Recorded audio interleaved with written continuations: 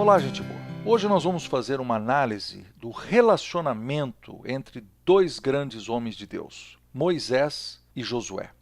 Desse lado, então, nós temos Moisés, homem de Deus, legislador, alguém que estava dedicado a dirigir 3 milhões de pessoas, esteve ali presente 40 anos, liderando um povo no deserto. Do outro lado, nós vamos colocar Josué. Josué era um estrategista, era um militar, se tornou um general, foi a pessoa que ajudou o povo a conquistar toda a terra prometida. Mas como foi o relacionamento entre os dois? Principalmente, o que é que Moisés fez por Josué? Qual foi a influência que ele teve na vida de Josué? O que ele fez por ele? Então vamos abordar alguns assuntos. Existem pelo menos 7 coisas que Moisés fez com Josué, influenciando então esse jovem líder que estava surgindo. Em Êxodo capítulo 24, versículo 13, diz que Josué era servo de Moisés, o servidor de Moisés. O que isso mostra? Proximidade. Uma aprendizagem que não era formal, uma aprendizagem informal, por estar perto, por conviver. Eu imagino que Moisés resolvia um caso difícil e logo depois que a pessoa saía, ele virava para Josué e dizia: tá vendo esse assunto aí que foi difícil? A pessoa não aprendeu a seguir o princípio X ou Y.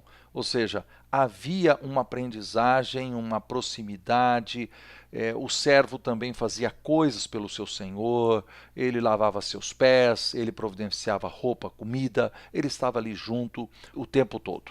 Em Êxodo capítulo 17, versículo 9, diz que Moisés enviou Josué para liderar uma guerra, ou seja, ele lhe deu uma oportunidade para trabalhar na liderança. Em Êxodo capítulo 17, versículo 14, quando ele voltou da guerra, Moisés escreveu um livro e depois ele passou esse livro para Josué. Nós não sabemos se ele passou obrigando Josué a ler ou Josué a copiar. Mas a verdade é que havia um livro, eu acho isso muito importante. Ele era um servo, teve oportunidades, mas ele tinha um livro, algum documento que fazia parte dos seus estudos. Em Êxodo capítulo 24, versículo 13, quando Moisés subiu ao monte para receber os 10 mandamentos, ele levou consigo a Josué. Ou seja, ele lhe deu a oportunidade de ter uma experiência, de viver uma experiência.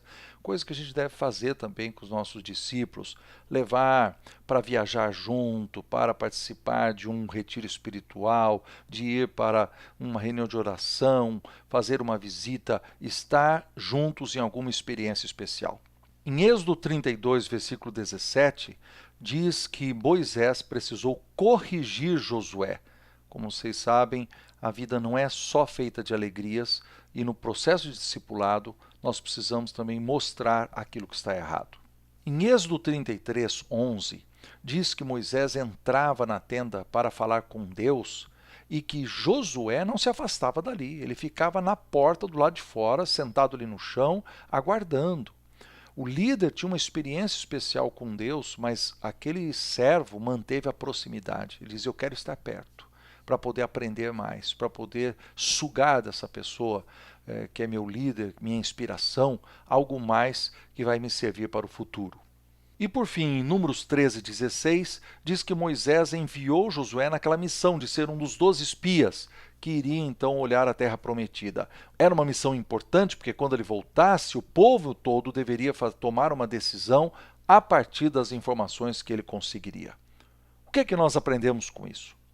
Que Moisés deu a Josué uma experiência fantástica. Ele era um servo, ele teve a oportunidade de liderar, ele tinha um livro que eles estudavam, ele tinha experiências pessoais, só os dois juntos, ele corrigiu quando foi necessário, sempre estava perto e quando mandou em missão, ele foi e obedeceu. Então, o verdadeiro discipulado exige duas pessoas. De um lado, o verdadeiro discipulador, aquele que influencia de propósito.